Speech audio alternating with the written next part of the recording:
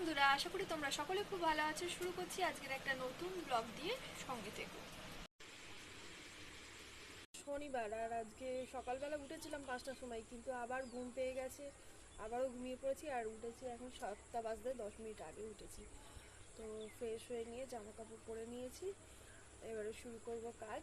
দেখো এখনো ঘুমাচ্ছে, সূর্যের আলো দাঁতে রাখতেও এখনো ঘুম ভাঙছে না, এখনো ঘুমিয়েই যাচ্ছে। তাড়াতাড়ি ওঠ, তাড়াতাড়ি ওঠ। আমার ছেলে যেহেতু 5টার সময় স্কুলে যায়, ওর তাড়াতাড়ি অভ্যেস ওঠার, তাই উঠে ঠাম্মির সাথে চা বিস্কুট খাচ্ছে।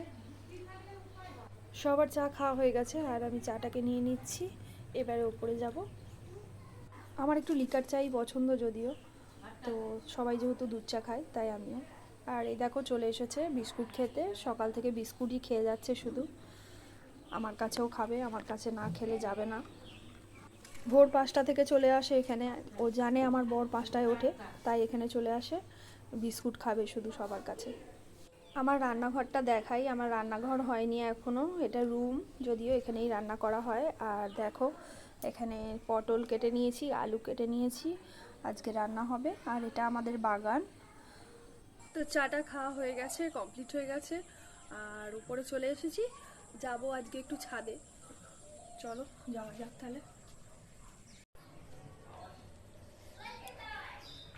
সকালবেলা ঘুম থেকে উঠে কাক পাখিকে খাবার দেওয়া খুবই ভালো, তাই আমরা প্রতিদিনই দিই আর কি, সেই জন্য ছাদে চলে এসেছি। এখন দেখো কোনো কাক নেই, কিচ্ছু নেই, পাখি নেই। ঠিক খাবার দিয়ে চলে যাব, তখন ওরা এসে খেয়ে নেবে, তাই খাবারটা দিয়েই যাই।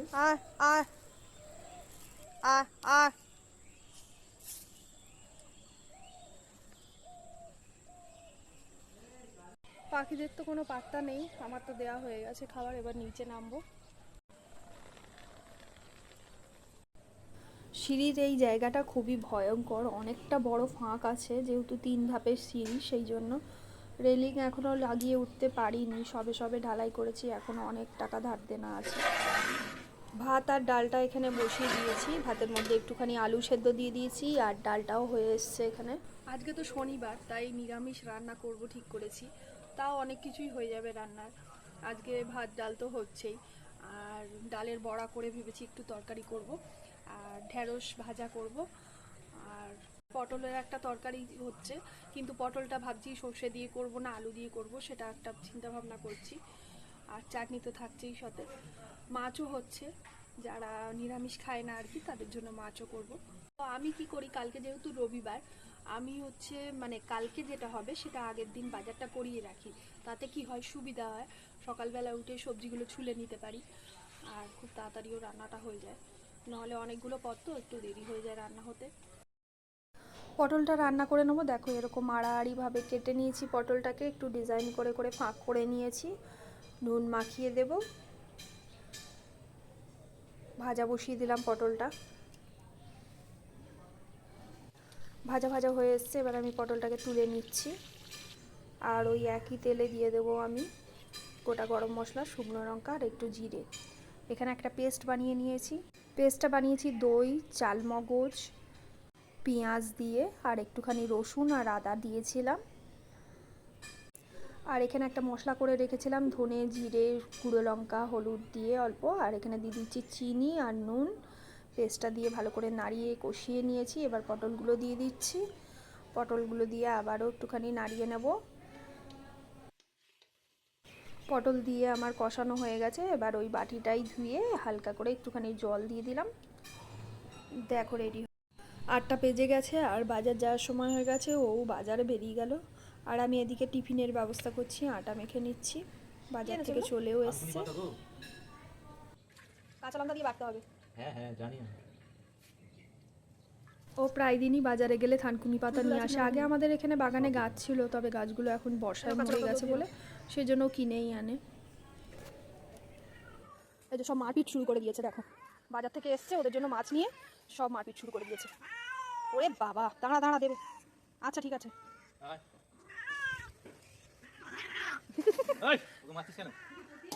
আরেকটা কোথায় সাদাটা? ওরে বাবা, ও একাই নিয়ে নিয়েছে। আয় আয় আয় আয়। এ তো কিছু খুঁজেই পায় না, এ দেখতেই পায় না কিছু। কি আনন্দ সব।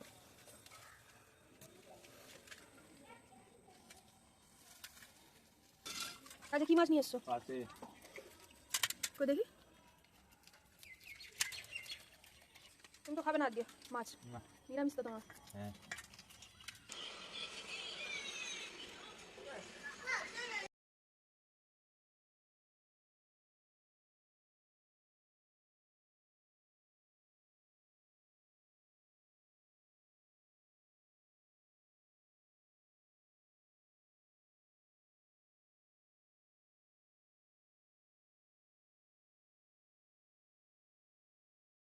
দুজন খেতে বসে গেছে। বাজার থেকে কি কি নিয়ে এসছে আজকে?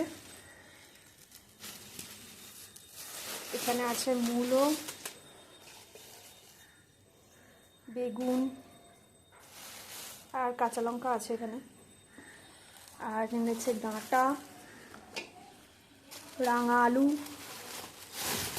এই দেখো কত বড় রাঙা আলুটা, অনেকটা বড় রাঙা আলু।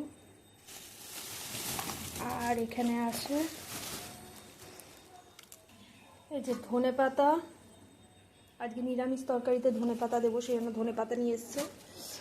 আর ডাঁটা, রাঙা আলু, উচ্ছে, উচ্ছে গাছেও আছে যদিও, উচ্ছে তাও নিয়ে এসছে। বেগুনও নিয়ে এসছে, বেগুন গাছেও আছে। এই যে কাঁচা কলা, টমেটো এনেছে। এই ছোট ছোট টাইপের এই যে উচ্ছেগুলো নিয়ে এসছে, এগুলোই ভালো শরীরের পক্ষে। আর নিয়ে এসছে এখানে পেঁয়াজ, মাসকাবারি জিনিস। এই তেলটা দিয়েই আমি রান্না করি, এই তেলটা নিয়ে এসছে। আর এই যে ডাল, মুসুর ডাল, বেসন, আলু।